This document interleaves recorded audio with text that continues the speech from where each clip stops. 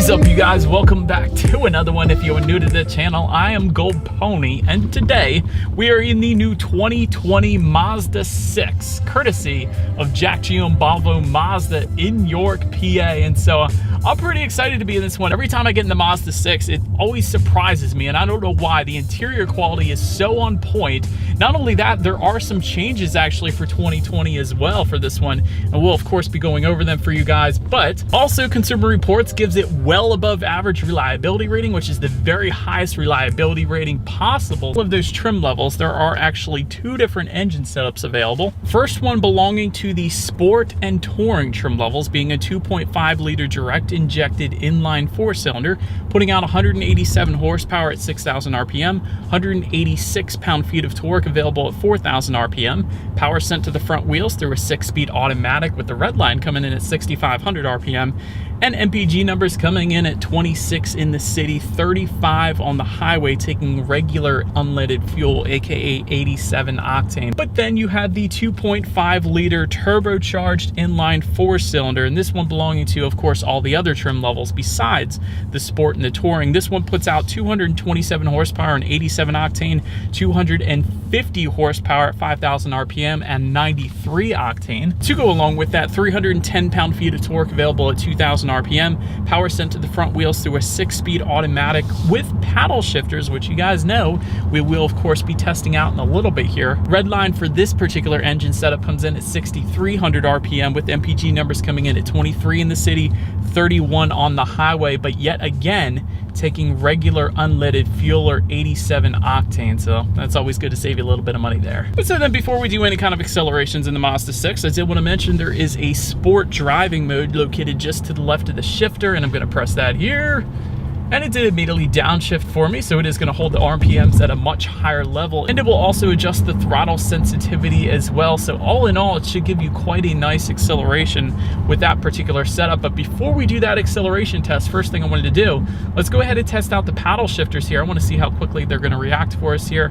To put it in manual shift mode, what I'm going to do is slide the shifter all the way to the back and to the left. That gives me full control over the shifting. It will display your gear in the bottom portion of the tachometer on the left side there. So let's go ahead and do a quick little acceleration here. Nothing too crazy this time, but let's see how quickly these paddle shifters are going to react for us here. Here we go.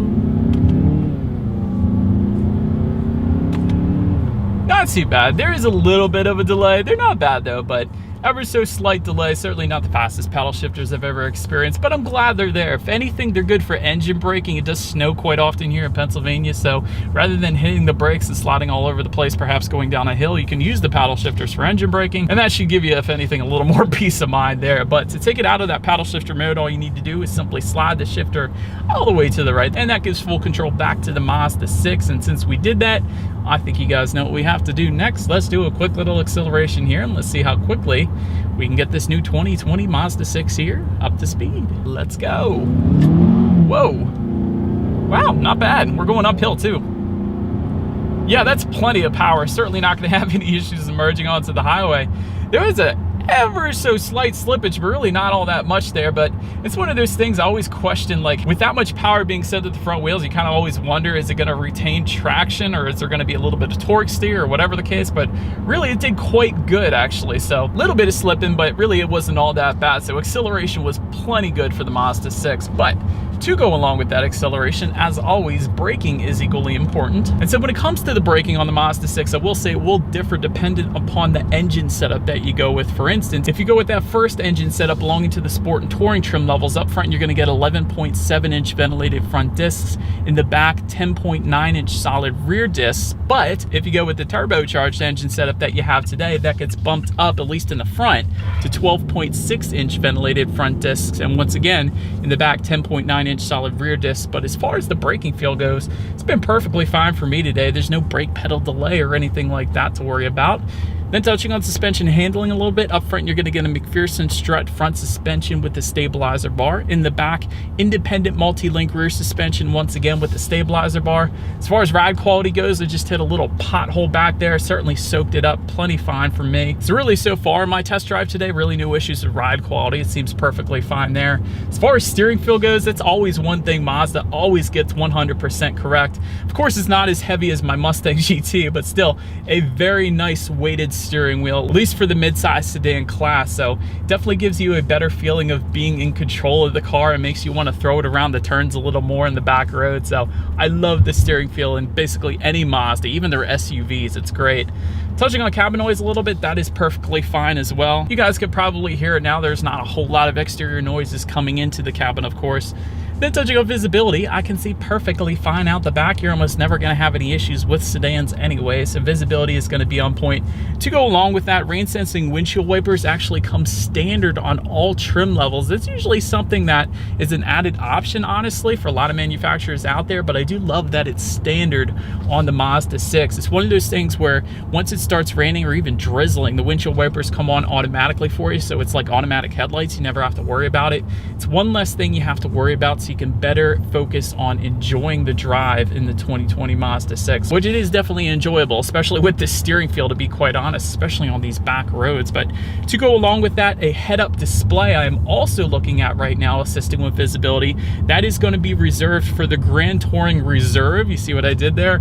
And of course the Signature as well. So it's going to display the speed limit of any given road as well as my current speed that I'm going. And of course that's certainly assisting with my visibility here today. But that about rounds out the performance segment of this review. Let's now go ahead and take a look at the exterior of this beautiful white 2020 Mazda 6. All right, you guys, and here she is, the 2020 Mazda 6, looking absolutely perfect in this white exterior. But anyways, let's go ahead and start up front. Black mesh front grille will come standard for all trim levels, but the Signature, that Signature trim is actually going to give you a gunmetal finish for that front grille. But you are, of course, looking at the black front grille that comes standard for all trim levels, but that Signature. But to the sides, LED headlights with auto leveling will come standard on all trim. So you don't usually see that LEDs coming standard on all trim levels of mid-size sedans, so that's definitely a plus. LED daytime running lights come with that, as well as the automatic feature, meaning when it starts to get dark out, the headlights will turn on automatically for you there. Did want to mention with the Grand Touring Reserve that we have today, as well as the Signature trims, you're going to get adaptive front lighting system too. Essentially what that does is when you're going around a bend at night, those headlights will swivel based on your steering angle, better help illuminating what is around the bend, so you're less likely to hit a deer or rodent or squirrel, whatever. So that's always a plus as well. Then towards the bottom, you guys kind of see where those chrome horizontal accents are towards the bottom lip there. They will be black horizontal accents if you go with the Sport Touring or Grand Touring. And if you go with the Grand Touring Reserve or Signature trims, they will be chrome horizontal accents, kind of tying together very nicely with the perimeter of that front grille as well as just underneath the headlights there. So definitely like that they're chrome down there. But anyways, let's go ahead and make our way to the side now of the Mazda 6. Chrome window surrounds are going to come standard across the board for every single trim level. Also, let's take a look at the side mirrors here real quick. Body colored power adjustable side mirrors with integrated turn signals, again coming standard across the board. And you will actually get power folding side mirrors if you were to go with the Grand Touring Reserve trim level and up. Then take a look down at the wheel setup here. They are going to differ slightly. Sport trim level is going to give you 17 by 7.5 inch aluminum alloys. However, all other trim levels are going to give you all the same size, 19 by 7.5 inch aluminum alloy wheels. And again, that's with the Touring trim level and up. And now making our way to the back, shark fin antenna found on the roof there. You guys can see that. Rear spoiler, a very small, subtle rear spoiler. Looks very good on the back of this one. LED taillights also coming standard across the board. I also kind of like the chrome accenting, incorporating the two taillights there. It kind of ties together with the front of the Mazda 6 too, so a big fan of that. Got a slightly new style Mazda 6 badging in the back. That certainly looks good as well. And there is actually one other change for the Mazda 6 this year. I'll get to that in a little bit here, but just below it all, dual exhaust outlets with chrome tips. So I think you guys know what we have to do next. As always, here is that exhaust clip.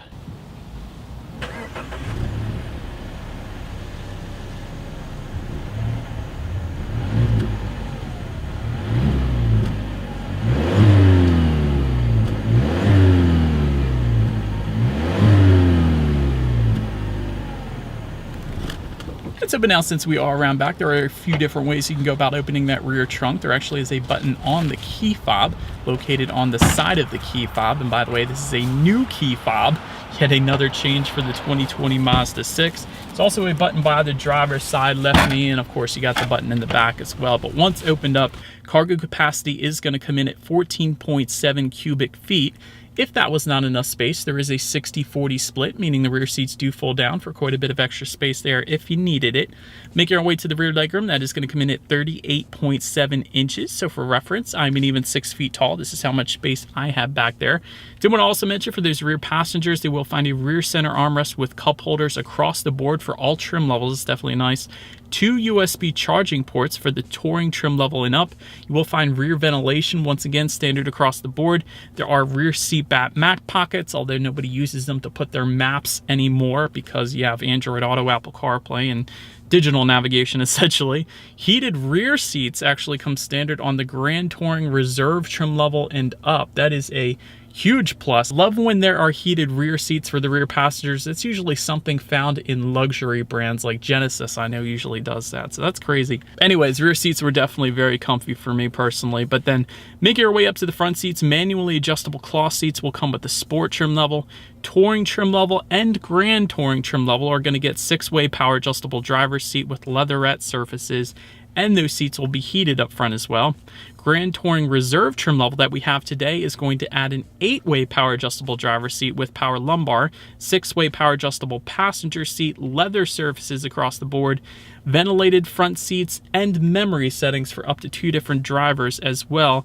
Then lastly, the signature trim level is going to add to that seating a Napa leather finish. Then take a look at the steering wheel. It is tilt and telescoping, of course, manually adjustable, leather wrapped for all trim levels. It will get unique stitching if you were to go with the signature trim level. Of course, that's not what you're looking at right now. And you do get a heated steering wheel with the signature trim level. We do actually have that with our Grand Touring trim level here today. It's located just by the driver's right knee there. But now when it comes to the startup, let me first start by showing you guys the brand spanking new key for the 2020 Mazda 6. You guys remember the old style key, that kind of narrow, skinny looking plastic thing, and that was a horrible description, Andrew, but nonetheless, this is the new key. It is a rectangular shape with the Mazda logo on the one side, nothing on the other side, and all of the buttons located on the side of the key fob, including lock, unlock, and that button to pop the rear hatch. So that is yet another change for the 2020 Mazda 6 again. But to go ahead and start this one, all I am going to actually do is simply put my foot on the brake and press that engine start button located directly to the left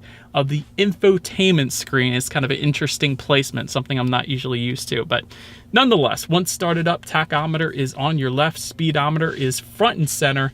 Fuel information is going to be to your right, but it is pretty much a basic gauge setup. There's no digital gauge cluster here where you can adjust anything using the steering wheel mounted controls. It is just what you're looking at right now, essentially. But making our way to overall interior quality, this is where the Mazda 6 really shines, in my opinion. Power moonroof is going to come with the touring trim level and up. Dual zone climate control for all trim levels, overhead sunglass holder for all trim levels. That's pretty basic stuff. But auto dimming rear view mirror with HomeLink controls for the Grand Touring trim level and up. And that, of course, does give you up to 3 different garage doors. LED map lights, that is going to be specific to the signature trim level, but that's the LED interior lighting essentially. What I really like though about this one is the contrasting colors. That's part of it. And typically just above the climate control settings here, just above the passenger side glove box, you usually will find either a rubberized finish or plastic finishes, but you have a stitched leather here directly above the passenger side glove box, and it looks amazing. Also a brushed metal-ish looking style also above that passenger side glove box, as well as on the doors there too. So that also definitely looks very nice. And again, even just below the infotainment screen, you have some more stitching found within the leather there. A lot of very nice stitching going on. It makes it look a lot more high end, I guess you could say. And I like the light headliner too. There's a lot of black headliners going around like right now, so I do like the lighter color. Just in front of the shifter, you have a pretty deep cubby area up there. Of course, an electromechanical parking brake behind the shifter, dual cup holders, And just underneath the center armrest there, you have an SD card slot, 2 USB charging ports, auxiliary port, and a 12-volt power outlet. So overall, the finishes and really the attention to detail in the Mazda 6 is quite nice. So I absolutely love the interior quality here. But now let's go ahead and make our way to the tech display on this one. 8-inch color touchscreen display will come standard. That is going to give you Bluetooth and audio streaming, as well as Android Auto and Apple CarPlay standard across the board, even for the sport trim level. So that's definitely a plus. That, of course, gives you free navigation through your smartphone. All you need to do is just hook up your smartphone to the Mazda 6, and you got free navigation there, as well as the ability to like and dislike your Pandora songs, and there's a couple other compatible apps as well. Factory navigation system is going to come with the Signature, although you really don't need it with Android Auto, Apple CarPlay. And of course, you can check out your radio settings up there. By the way, when it comes to the sound system, you will get 6 speakers with the Sport and Touring trims. However, you will get an 11-speaker Bose sound system with the Grand Touring Reserve, and Signature trims. So, guys know that is, of course, the one we have today. So let's go ahead and turn on the radio, see what we got playing today, and let's test out the clarity of this one. I said too much, but not enough. Would you ride with me? Just forget the Definitely plenty of clarity there. Bass hit really hard at that one point, so I know the bass is going to be good, although that song didn't really showcase it all that much. But Bose sound systems are always on point. I've had them in my cars before. They've never failed me. They've never broken on me or anything like that. So definitely a crystal clear sound system there for the Mazda 6. But last thing I wanted to mention to you guys, on that tech display at least, is when you do put the 6 in reverse, you will find a rear view camera for all trim levels. Also, the Signature trim level is going to add to that a 360-degree monitor if you wanted that. So either way, that of course is going to let you know who or what is behind you, which is always going to lead us into safety. And so first, let me start by mentioning the Mazda 6 is an IIHS Top Safety Pick Plus, which is the very highest designation given by IIHS, meaning it is a super safe vehicle. So that's definitely a good start. Front side curtain airbags will come standard. In the back, you're going to have latch, aka lower anchors and tethers for children for the rear car seats. Also standard back there, rear child door locks, tire pressure monitoring system, of course. But where the Mazda 6 really does a good job is the advanced safety features coming standard across the board, even for the sport trim level, including blind spot monitor with rear cross traffic alert, advanced smart city brake support with pedestrian detection, forward collision warning, adaptive cruise control with stop and go, lane keep assist, lane departure warning, and high beam control. All of that coming standard across the board. That is absolutely excellent. But that about rounds out this review, you guys. Thank you so much for watching. Feel free to follow me on social media at the bottom of the screen there if you like. Be sure to hit the subscribe and the bell notification button if you're into new car reviews. That is what we do here on this channel. After all, do appreciate you guys watching more than you know, and I will see you guys all in the next video. Stay gold.